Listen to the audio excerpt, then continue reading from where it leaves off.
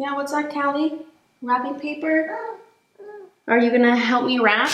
Hey guys, welcome back to my channel. Today I'm going to be doing a bit of a multitasking video where I'm wrapping my gifts while I talk about a topic. And today's topic is going to be about caffeine and coffee and how that affects anxiety and how that affects my stutter. I recently gave up drinking coffee. Now I still do drink tea and decaf coffee, which has a little bit of caffeine in it, but not nearly as much as coffee does. And I noticed a dramatic difference in my anxiety. So I wanted to talk about that, and I researched a bunch about it. So that's what I'm going to be talking about while I wrap these gifts. Now, if you are someone who I bought a gift for, do not continue watching or you'll know what I got you. So just a heads up. So the first gift that I'm wrapping is for my grandma and grandpa. It is a mug set. One says Mr. Right and one says Mrs. Always Right, which I thought was such a cute idea. And then on the inside of the mugs, I just put a bunch of chocolate. So yeah, this is for my grandma and grandpa. First, I'm gonna wrap it in this paper so that it gives it a little bit of protection. Yeah, and let's start talking about coffee. Yes, the first thing I would do as soon as I woke up was drink coffee, and it was the thing I craved whenever lunchtime came around. I would drink about 2 to 3 cups a day, which was kind of a lot. And in turn, it was not doing well for my anxiety and for my stutter. So I looked it up, and in 2018, it was surveyed that 65% of Americans drink coffee on a regular basis, which honestly, I thought it would be more, but still, that's a lot. So basically, so many people drink coffee as like their start of their day. So I thought that I would jump on the bandwagon too and drink coffee as well. Especially since I was starting a new job and I was working almost every day, and that was a lot. And so I thought I would drink coffee to get me through the workday. But coincidentally, since I started my new job, my anxiety and my stutter has gotten worse and worse and worse and worse. And I always found an excuse, like I always said, oh, it's because I'm starting a new job and I'm nervous about that. Or it's because I just went through a breakup and I'm stressed about that. Or I just have a lot of projects going on and I'm stressed about that. But no, I think it was because of the caffeine, because since I've given it up, my anxiety has been a lot less. So that's what I wanted to talk about, kind of the science about why that happens, and maybe this will give some of you guys an idea to give up some caffeine, and maybe it'll help your stutter in the end. So I got this wrapping paper and I thought it was so cute. It just has Christmas trees all over it. It's so cute. Honestly, wrapping gifts is one of my favorite things. I just find it so satisfying. Oh no, I forgot scissors. One second. Okay, I got my scissors. Let's continue.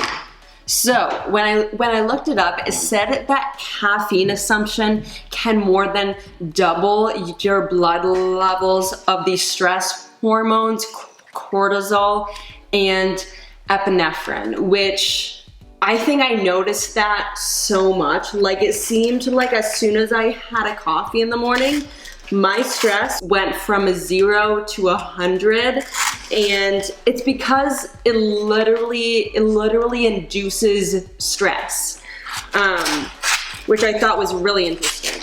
Caffeine also prevents the neurotransmitter GABA from going into your bloodstream, and it basically slows down brain activity and makes you more relaxed. Apparently it's known as nature's Valium. So if caffeine prevents that from kicking in, then it makes sense why my stress is always so much worse. How am I doing this? Sometimes my wrapping skills are really good and other times they're really bad, so we'll see how this turns out.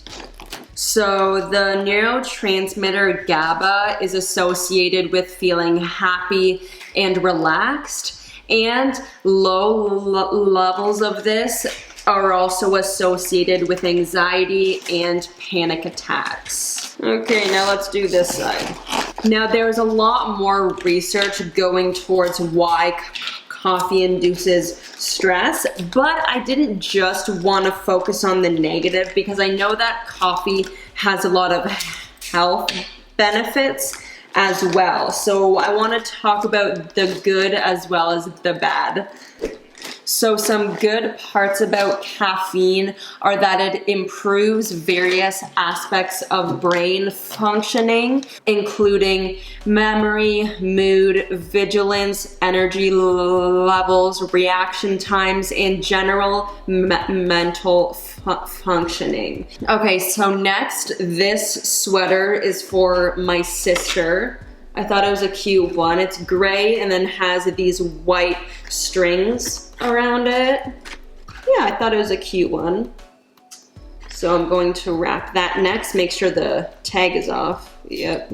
And I'm putting it in a box. The box looks like this. It's just a flat one, pretty cute. Caffeine can also boost metabolism. It can also be used as a pre-workout for better physical performance. And it also contains vitamins such as B2 and B5, manganese, potassium, and magnesium. So overall, caffeine really reacts differently person to person. So I'm not saying that because it reacted badly with me that it'll react badly with you. But if you are somebody with high anxiety, it might be a good idea to lay off the caffeine and kind of experiment with it and see where that goes. Maybe I should measure this. That would be a smart idea.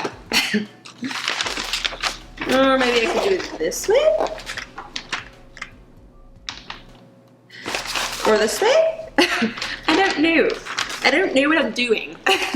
So instead of drinking coffee, I mentioned that I drink either decaf coffee or tea. And my favorite kinds of tea are orange pekoe, green tea, and matcha tea. And I know that tea and decaf coffee, they have a little bit of caffeine in it, but so far I haven't noticed a bad reaction with a small amount of caffeine.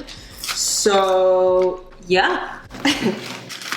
Ow. Okay, this is going swell. I almost cut myself with the scissors, and it's a great time. Now you're probably asking the question of, do I find that I'm more tired throughout the day because I'm not drinking coffee anymore? Well, the answer is no, because I would find that the coffee would make my anxiety a lot worse, and the anxiety actually tired me out a lot more.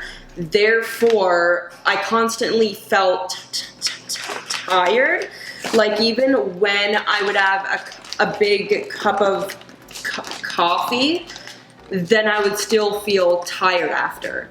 So I think that that it was a mixture of the crash that coffee gives you and the fact that anxiety was induced by the coffee. So I'm curious to know about whether you guys find that coffee induces anxiety or whether coffee completely doesn't affect your stutter.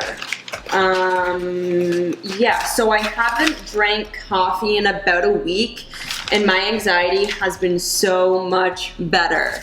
It is crazy. And I've also been meditating every day too, and there'll be a link to the meditation course that I took down below. If you want a discount, I actually have a discount code for the meditation course, and all of that information will be in the description. Okay, this present turned out a lot better than the last one. Okay, here's the one for my sister.